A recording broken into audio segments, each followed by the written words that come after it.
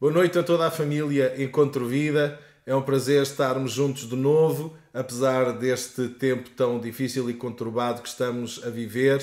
Ainda assim podemos estar juntos via online e podermos estudar a Palavra de Deus na esperança de que brevemente iremos estar todos juntos novamente, sabendo que as saudades já apertam. Tenho recebido imensos telefonemas de irmãos a dizer que estão com muitas saudades dos cultos e de estarmos juntos. É bom sinal termos saudades de estarmos em família, estarmos juntos, mas acredito que mais um pouco e nós iremos conseguir regressar e louvar a Deus todos juntos e ouvir a sua palavra e termos este tempo de comunhão tão importante. Gostava de ver convosco rapidamente o que já vimos acerca da carta de Tiago, e a primeira coisa é o tema da carta de Tiago. E esse tema principal da carta é: fé genuína produz obras genuínas. Esta é a grande temática da carta de Tiago. Fé genuína produz obras genuínas. Mas como vimos também na semana passada, a carta de Tiago tem 4 divisões principais. São elas: primeiro, fé genuína produz genuína segurança, capítulo 1. Segundo, fé genuína produz genuíno amor, do capítulo 2 ao capítulo 3, versículo 12.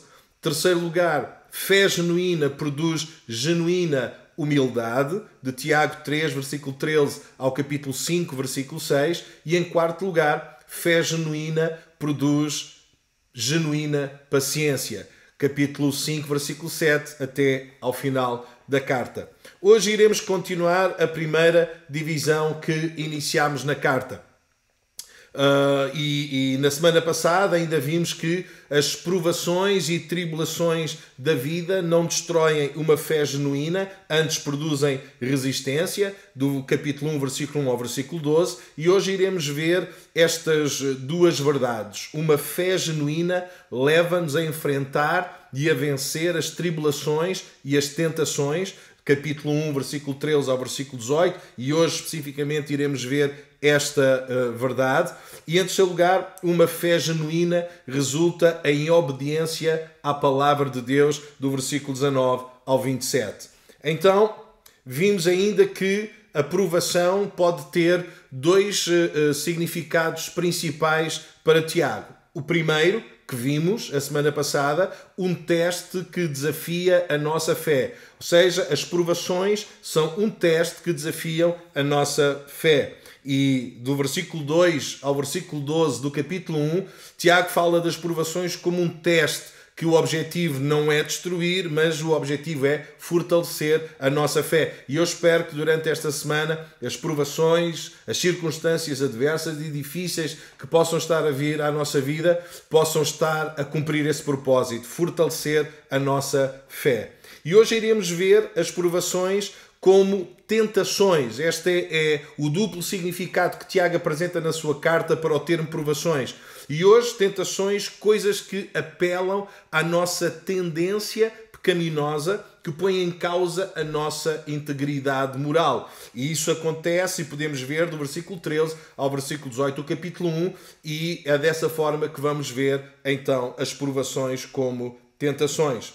E ao falar de tentações nesta carta de Tiago, gostava que vocês pudessem, tendo a vossa Bíblia aberta, em Tiago capítulo 1, do versículo 13 ao versículo 18, gostaria de fazer a leitura destes versículos para melhor entendermos o que vamos falar, porque o mais importante não é tanto o que eu digo, o mais importante é aquilo que a Bíblia diz. E a carta ao Tiago diz o seguinte: quando alguém for tentado, jamais deverá dizer: estou sendo tentado por Deus, pois Deus não pode ser tentado pelo mal e a ninguém tenta. Cada um, porém, é tentado pela própria cobiça, sendo por esta arrastado e seduzido. Então, a cobiça, tendo engravidado, dá à luz o pecado, e o pecado, após ter-se consumado, gera a morte. Meus amados irmãos, não se deixem enganar. Toda a boa dádiva e todo o dom perfeito vem do alto, descendo do Pai das luzes, que não muda e não tem sombra de variação. Por sua decisão Ele nos gerou pela palavra da verdade para que sejamos como os primeiros frutos de tudo o que Ele criou. E eu estou a ler na nova versão internacional. E a guisa de introdução a estas tentações, gostava de vos dizer o seguinte. Marcos Antonius, um famoso estadista romano que era apoiante de Júlio César e provavelmente um dos 3 governantes do Império, era um grande orador, capaz de influenciar as massas como nenhum outro homem dos seus dias. Não era apenas um orador carismático, era também um general astuto e um brilhante pensador. Ainda assim, as suas capacidades militares e intelectuais não eram suficientes para conquistar a sua fraqueza moral. Foi mesmo descrito por um historiador como uma criança colossal capaz de conquistar o mundo, mas incapaz de resistir a uma tentação. Esta descrição pode ser feita ainda hoje a muitos Marcos Antonius. Muitos cristãos estão cheios de educação, conhecimento bíblico, exemplos inspiradores de sucesso moral, avisos acerca dos falhanços morais. Ainda assim, muitos cristãos são levados pela tentação, sofrendo gravemente por isso no trabalho, na igreja, em casa. E é uma infelicidade. A tentação não conhece limites, não respeita títulos, não reconhece favoritismos, ignora todos os obstáculos humanos. A tentação tem inúmeras faces: roubar, mentir, murmurar, enganar, invejar, lutar por popularidade, ambicionar poder. A lista é interminável. E o meu desejo é que nós, como igreja, família, Encontro Vida, possamos ser homens e mulheres que, ao contrário de Marcos Antonius, nós possamos ter a capacidade de resistir às tentações que vêm à nossa vida, porque desejamos agradar a Deus em toda a nossa maneira de viver. Qual é a definição da tentação? A tentação é uma solicitação para o mal, é um movimento interior que nos instiga a fazer o mal. É um apetite desordenado, é um desejo violento. É algo difícil de lidar. Não é fácil, acredito, e todos nós já passamos por tentações, como vamos ver. Nenhum de nós as evita, todos nós passamos por isso. E não é fácil, é difícil. Umas mais fáceis, umas mais difíceis, mas uma coisa é certa, nós podemos vencer todas as tentações que vêm à nossa vida pela graça de Deus derramada nos nossos corações. Na secção anterior, Tiago lida com o tipo de provações da vida que testam a nossa resistência, a nossa capacidade de guardar a fé sobre pressão extrema. Agora, Tiago explora o outro significado do termo tentação, um teste de resistência moral. Do versículo 13 ao 18 que nós acabamos de ler, nós temos nestes pequenos 6 versículos uma verdade que é apresentada acerca das tentações de uma maneira muito simples e muito prática. Tiago não apenas apresenta alguns factos que descrevem a tentação, do versículo 13 ao versículo 16, Tiago foca aquilo que determina a nossa vitória sobre a tentação, versículo 17 a versículo 18. E é tão interessante isto, a Bíblia não apenas diz que nós vamos ter tentações e nos prepara para isso, mas a Bíblia também nos garante que nós podemos ter vitória, nós podemos vencer a tentação, e isso é glorioso. Se o crente responde em fé e obediência à palavra de Deus, alcança certamente vitória sobre as provações, sobre os testes. Se pelo contrário duvida e desobedece à palavra de Deus, é tentado a pecar e aí vai falhar. Não pode deixar de ser de outra maneira. Na primeira carta aos Coríntios, Paulo deixa claro que não veio sobre vós tentação senão humana, mas fiel é Deus, que não vos deixará tentar acima do que podeis, antes com a tentação dará também o escape para que a possais suportar. Que verdade consoladora! que garantia de vitória Paulo nos dá. Não anula as tentações que vieram à nossa vida, como também não anula as provações e os testes que vêm à nossa vida, mas dá-nos uma garantia. Não vem tentação sobre nós que não seja meramente humana, do nosso foro, mas acima da tentação que é humana, Deus é fiel e Deus não deixará que a tentação seja acima das nossas forças e dar-nos-á sempre o escape, ou seja, dar-nos-á sempre a possibilidade de escolha, ceder ou não ceder, perder ou ganhar, avançar ou ser derrotado. E pela graça de Deus, nós temos a certeza e a garantia que podemos avançar e vencer. Ninguém, por mais espiritual que seja, consegue evitar a tentação. Nem mesmo Jesus, na sua humanidade, evitou ser tentado. Isto nós encontramos em Mateus capítulo 4, versículo 1. Tal como é comum o homem ser tentado, também é comum um homem culpar alguém, não tanto pela tentação, mas mais por ter sucumbido a ela. Desde o princípio que uma das características do pecado é passar a culpa ao outro, e todos nós estamos bem cientes disso. Nós que somos pais, sabemos bem que os nossos filhos nasceram com essa inclinação. No jardim do Éden, quando Deus confrontou Adão com o seu pecado, Adão passou a culpa para a sua mulher, a mulher que Deus lhe havia dado. Quando Deus confronta Eva, Eva passou a culpa para a serpente. Eva passa a culpa para o diabo. Eva passa a culpa para o diabo. Adão passa a culpa para Deus. Eu acho que o pior erro não foi o de Eva. O pior erro foi o de Adão. É impossível Deus ser o responsável dos nossos erros, das nossas falhas, do nosso ceder às tentações. Deus nunca será responsável por isso. E nós vamos ver as razões porque Deus jamais será responsável por isso. Regra geral, nós tomamos a atitude de Eva, culpamos o diabo por todas as tentações que não vencemos. Tiago vai opor-se veementemente contra a atitude representada por Adão, ou seja, culpar a Deus por sermos tentados. Tiago diz, versículo 13, quando alguém for tentado, jamais deverá dizer estou sendo tentado por Deus. É algo que jamais deve acontecer. O que Tiago está a querer dizer é que ao sermos tentados, não digamos a nós mesmos, como que para nos justificarmos, que é Deus que está a trazer a tentação à nossa vida. E Tiago apresenta-nos 4 fortes provas de que Deus não é responsável pelas nossas tentações, muito menos responsável de nós sucumbirmos a elas. Tiago apresenta o seu argumento da seguinte forma. Primeiro, a natureza do mal, a natureza do homem e a natureza da luxúria e a natureza de Deus. São 4 formas como Deus apresenta este argumento. A natureza do mal, a natureza do homem, a natureza da luxúria e a natureza de Deus. Vejamos a natureza do mal. Tentemos perceber, está no versículo 13, e tentemos perceber como é que Tiago vai justificar isto desta maneira. E diz o versículo, pois Deus não pode ser tentado pelo mal e a ninguém tenta. O primeiro aspecto importante é que Deus não pode ser tentado. Em Deus não há a capacidade, a possibilidade de Ele mesmo ser tentado.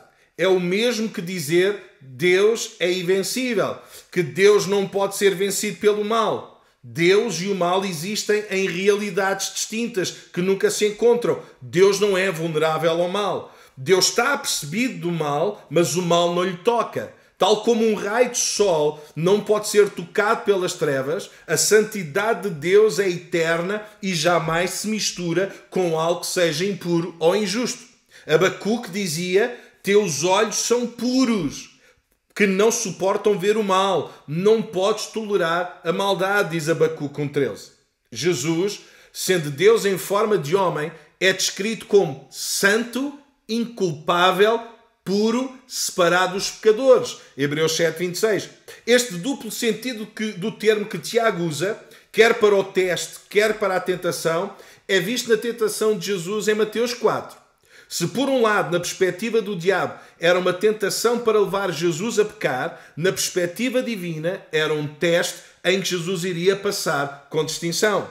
Deus não tenta ninguém, mas permite que passemos por tentações, não para levar-nos a pecar, mas para que possamos sair mais fortes, com uma fé mais fortalecida no meio da prova. Diz Tiago 2, capítulo 1, versículo 2 a 4. Qual é a segunda razão? Porque ninguém pode dizer que a tentação vem de Deus. A questão é a natureza do homem. Versículo 14 do capítulo 1. Cada um, porém, é tentado pela própria cobiça, sendo por esta arrastado e seduzido. A segunda prova de que Deus não é responsável pelas nossas tentações para pecar é a nossa própria natureza, uma condição espiritual caída, suscetível à tentação. E quando a Bíblia diz cada um, esta expressão do versículo 14 enfatiza a universalidade da tentação, onde ninguém está imune a ela. Todos os seres humanos são tentados, sem exceção. Mais uma vez, e tal como as provações, não é uma questão de se seremos tentados, mas quando seremos tentados. A outra expressão do versículo 14, arrastado e seduzido, estes termos descrevem diferentes aspectos do processo da tentação. O primeiro termo, arrastado, significa levado para longe, compelido por um desejo interior, um desejo incontrolável, desmedido, que nos leva para longe, claro, que nos leva para longe de Deus. O segundo termo, seduzido, é usado como um termo de pesca para se referir ao isco, que o seu propósito, o propósito do isco é atrair a presa da sua segurança para a captura e a sua morte. O isco é tão atrativo que é impossível ao peixe resistir e acaba sendo pescado. Da mesma forma, sucumbimos à tentação quando a nossa cobiça nos leva para longe de Deus e para perto do pecado. O pecado pode parecer atrativo e prazeroso, e normalmente o é, pelo menos por um curto espaço de tempo, mas, meus queridos, não vale a pena. É verdade que podemos ser muito atraídos, é verdade que podemos ser muito seduzidos, é verdade que pode haver um desejo imenso interior para errar e para fazer o que não é certo. Mas, meus queridos, vamos honrar a Deus. Vamos preferir estar perto de Deus do que perto do pecado. E quanto mais perto de Deus estivermos, mais longe do pecado estaremos. E que Deus nos ajude nesta nossa caminhada. A tentação seduz-nos ao fazer crer que o mal é mais aliciante do que a justiça, que a falsidade é mais aliciante do que a verdade, que a imoralidade é mais aliciante do que a pureza moral, que as coisas do mundo são mais aliciantes do que as coisas de Deus. Esta é a razão porque não podemos culpar o diabo pelas nossas tentações. Apenas temos que culpar a nossa natureza, a nossa cobiça, a nossa luxúria, a nossa vontade. O problema da tentação não tem a ver com o inimigo externo, tem tudo a ver com o inimigo interno, nós mesmos. E nesta fase em que muitos não podem estar a trabalhar, que têm muito tempo disponível, que algum tempo de ociosidade que não há como evitar, meus queridos, vamos ficar firmes em Deus, vamos meditar naquilo que Tiago diz, porque nós não temos que sucumbir às tentações. Não podemos impedir que elas venham, mas podemos vencê-las no nome e no poder de Jesus. Não, nós não somos tentados por Deus. Nem sequer indiretamente nós somos tentados por Deus.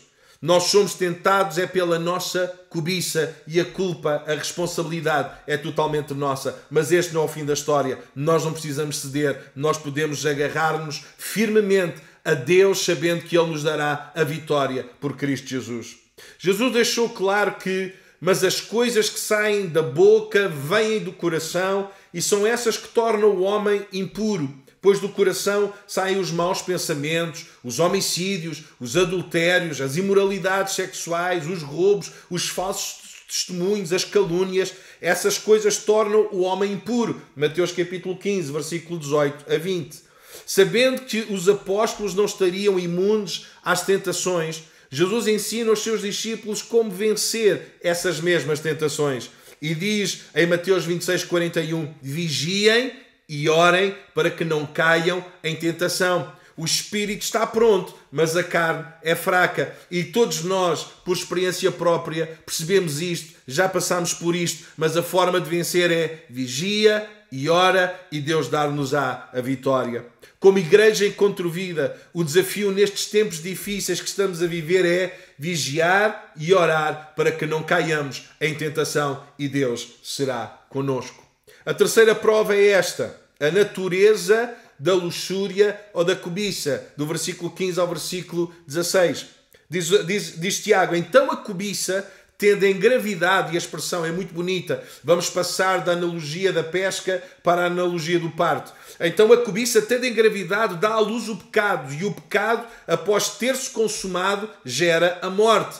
E Tiago não acaba aí, Tiago diz, meus amados irmãos, não se deixem enganar. E não se deixem enganar principalmente por nós mesmos. Aquilo que Tiago está a dizer é, não se deixem enganar por vocês. Agarrem-se à palavra, cheguem perto de Deus. Não se deixem enganar pelos vossos sentimentos, pelas vossas emoções. Firmem-se em Deus e na sua palavra. A terceira prova de que Deus não é a fonte das nossas tentações é visto na natureza da luxúria ou da cobiça. Depois de identificar a luxúria com a natureza humana, Tiago apresenta-nos os seus aspectos práticos. Este é o ponto fulcral da tentação. Tiago passa da analogia, como há pouco dizia, da pesca para a analogia do parto, para ilustrar a tentação. A luxúria é retratada como uma mãe concebendo e tendo um filho, que é o pecado, cujo destino final, infelizmente, é a morte. Tiago deixa claro que o pecado não é o resultado de atos isolados, mas sim o resultado de um processo específico. E gostava de ver convosco nesta noite qual é esse processo da tentação. Primeiro, tem 3 fases. A primeira fase é o desejo. Este é um outro termo que pode ser usado em vez de luxúria ou cobiça. Quer um, quer outro termo significam desejos. Desejos imoderados, incontrolados. Todos nós, antes da salvação, éramos escravos dos nossos desejos. E vejam o que Paulo diz aos Efésios. Anteriormente, todos nós também vivíamos entre eles, satisfazendo as vontades da nossa carne, seguindo os seus desejos e pensamentos. Como os outros, éramos por natureza merecedores da ira, diz Efésios 2:3. O mesmo podemos encontrar noutras passagens da palavra de Deus. Este desejo começa com uma emoção, algo que é ansiado, que se vai transformar num desejo imoderado, incontrolado. Este desejo desenvolve-se, aumenta, ao ponto de ter e roubar toda a nossa atenção. A luxúria ou a cobiça que nos leva ao pecado opera desta maneira. Gera em nós um desejo desmedido por algo que capta totalmente a nossa atenção. E este é a primeira fase do processo da tentação, o desejo. O segundo é um plano. Tal como o peixe que vai atrás do isco, o desejo de termos aquilo que queremos é tão forte e porque captou totalmente a nossa atenção, não nos apercebemos dos perigos e riscos que corremos na tentativa de alcançar o que tanto desejamos. Tiago diz que a cobiça tende em gravidade. Este estágio da tentação envolve a criação de planos para concretizar o nosso desejo. Isto envolve a nossa vontade, uma decisão consciente, determinada de alcançar a todo custo o que desejamos. Esta é uma escolha nossa. Então, como é que se forma a tentação? Qual é o processo da tentação? Primeiro, desejo. Segundo, os planos. Terceiro lugar, a desobediência. Se permitirmos que o processo avance, inevitavelmente iremos desobedecer a Deus. Ou seja, a cobiça tende em gravidade, dá à luz o pecado. O desejo leva ao engano. O engano leva à desobediência, que é em si pecado. Esta batalha deve ser travada na nossa mente, onde o pecado é concebido. Sim, é verdade que podemos evitar muitas tentações, evitando alguns lugares ou situações. Claro que sim. Se nós sabemos que estamos a passar por um tempo de fragilidade, não vamos nos colocar na boca do lobo, vamos evitar. E se o fizermos, facilmente evitaremos algumas tentações. Mas se garantirmos que estamos expostos a coisas que alimentam as nossas emoções de forma correta, mais fácil será vencer as tentações. Paulo vai ser claro quando diz na sua carta aos Romanos: não se amoldem ao padrão deste mundo, mas transformem-se pela renovação da vossa mente, para que sejam capazes de experimentar e comprovar a boa, agradável e perfeita vontade de Deus. Romanos capítulo 12, versículo 2. Se por um lado devemos evitar ter a forma do mundo, por outro devemos ficar expostos a tudo o que é verdadeiro, tudo o que for nobre, tudo o que for correto, tudo o que for puro, tudo o que for amável, tudo o que for de boa fama. Se houver algo excelente ou digno de louvor, é nisso que a nossa mente deve estar ocupada, de acordo com Filipenses capítulo 4 e versículo 8. E a pergunta que se coloca é: como será possível fazer isto? E o salmista vai fazer esta pergunta: como pode o jovem manter pura a sua conduta? Por outras palavras, como é que nós podemos vencer as tentações? Como é que nós conseguimos superar e não sucumbir às tentações? A resposta do salmista é clara: vivendo de acordo com a tua palavra. Eu te busco de todo o coração. Não permitas que eu me desvie dos teus mandamentos. Guardarei no coração a tua palavra para não pecar contra ti. Salmo 119, versículos 9 ao 11. Se o processo da tentação for completado, então o pecado é consumado. A consequência do pecado ser consumado, todos nós sabemos, é a morte. No dizer de Paulo, o salário do pecado é a morte. O pecado traz a morte física ao separar a alma do corpo.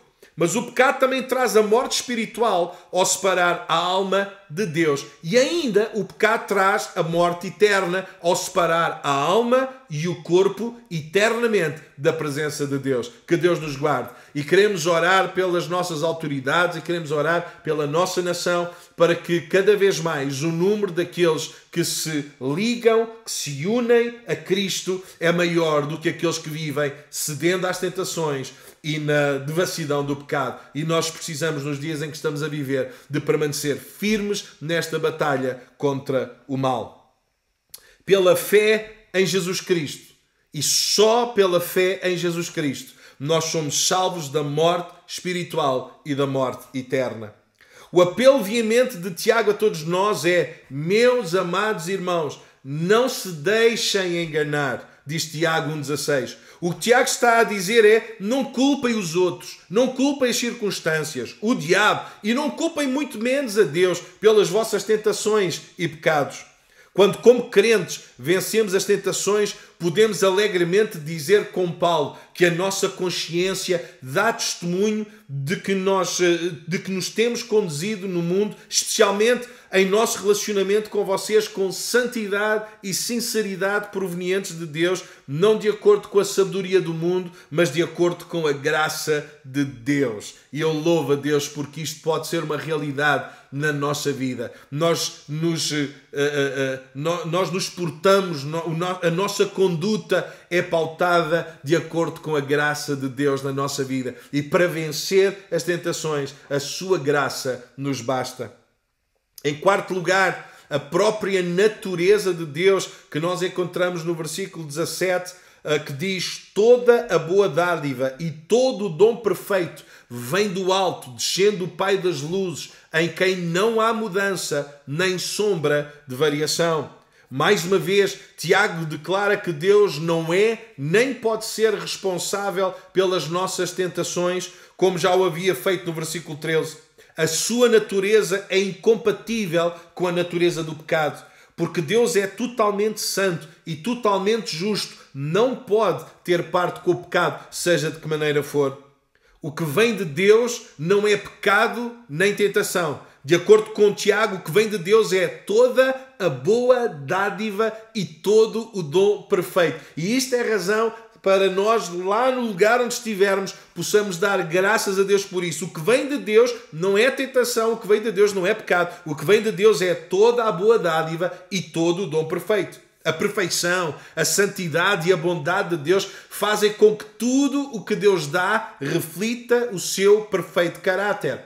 Tiago está a dizer que quer a tentação, quer a consumação do pecado, jamais podem vir de Deus. Pelo contrário, Deus só é responsável por toda a boa dádiva e por todo o dom perfeito pelos quais podemos vencer as tentações.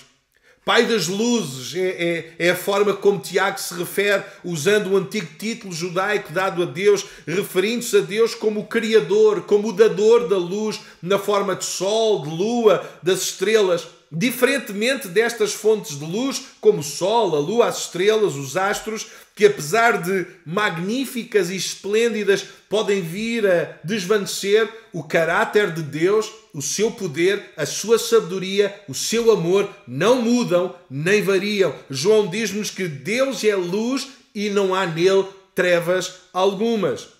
Jesus é claro ao afirmar que se vocês, apesar de serem maus, sabem dar boas coisas aos vossos filhos, quanto mais o Pai de vocês que está nos céus dará coisas boas aos que lhe pedirem. Mateus capítulo 7, versículo 11. A melhor coisa que lhe podemos pedir não são bens materiais. O melhor que lhe podemos pedir é a presença do Espírito Santo na nossa vida. E Lucas, capítulo 11, versículo 13, vai-nos dizer isto mesmo. Se vocês, apesar de serem maus, sabem dar coisas boas aos vossos filhos, quanto mais o Pai Celestial que está no céu dará o Espírito Santo a quem o pedir. Quando nós, como filhos de Deus, somos tão abundantes e continuamente regados com as bênçãos mais graciosas, valiosas que o nosso Pai Celestial pode conceder, nada maligno, tentações ou pecado deveriam atrair-nos ao ponto de falharmos. Temos tanto de Deus, temos tanto bom de Deus que Ele se encarrega e tem todo o prazer em trazer até nós, que o facto de a nossa atenção ser desviada para uma tentação, para um desejo que não é bom, não faz sentido. Vamos manter firme a nossa esperança. Vamos olhar para aquilo que de bom vem de Deus, percebendo que aquilo que é de Deus é muito melhor do que aquilo que é do mundo. A natureza de Deus é em si mesma a fonte pela qual nós podemos vencer toda e qualquer tentação. E a toda a família Encontro Vida, a todos nós, meus queridos, nós podemos ter esta confiança e esta certeza. A natureza de Deus é em si mesma a fonte pela qual nós podemos vencer toda e qualquer tentação. Como pastor, não posso dizer que nestes tempos nós não iremos ser tentados, mas eu posso dizer, mesmo sendo tentados, nós vamos poder vencer. A palavra de Deus garante-nos, dá-nos a certeza que nós iremos conseguir vencer as tentações que vêm à nossa vida com a graça, a unção e o poder de Deus sobre a nossa vida. Concluindo, quanto mais focados na palavra de Deus estivermos e mais permanentemente corrermos para o alvo, menos hipótese temos de pecar. Foca aquilo que determina a vitória. Desenvolve um pensamento e geras uma ação. Desenvolves uma ação e geras um hábito. Desenvolves um hábito e geras caráter. Desenvolves um caráter e geras um destino.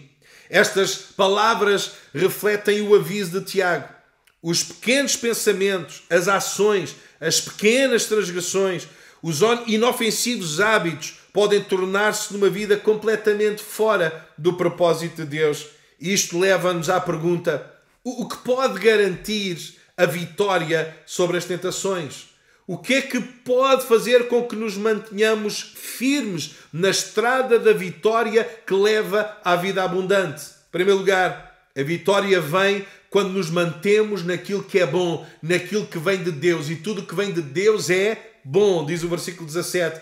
Mas a vitória também vem quando nós vivemos na verdade. Versículo 18. Nós somos gerados pela palavra da verdade. E quanto mais vivemos na verdade, mais nós vencemos as tentações que vêm à nossa vida. Que a nossa vida esteja cercada de toda a boa dádiva, de todo o dom perfeito do Pai das luzes, vivendo sempre pela palavra da verdade, sabendo que a melhor dádiva e dom perfeito é Cristo, e que pela palavra da verdade, que é Cristo, E se nos mantivermos ligados a Ele, vivendo cada dia sendo mais parecidos com Cristo, certamente que iremos vencer as tentações que vierem à nossa vida, tal como Jesus venceu. Sim, meus queridos, este é um tempo em que nós devemos fazer brilhar a luz da glória do Evangelho, não vivendo derrotados pelas tentações que vêm à nossa vida, mas vivendo na plena vitória que temos em Cristo Jesus. E como Paulo nos diz de forma tão clara e objetiva, somos mais do que vencedores por aquele que nos amou. E a parte mais importante do versículo nem sequer é a parte de sermos vencedores. A parte mais importante do versículo é que nós somos amados. E quem é amado já é o vencedor. E veja agora desta forma o versículo como fica para nós.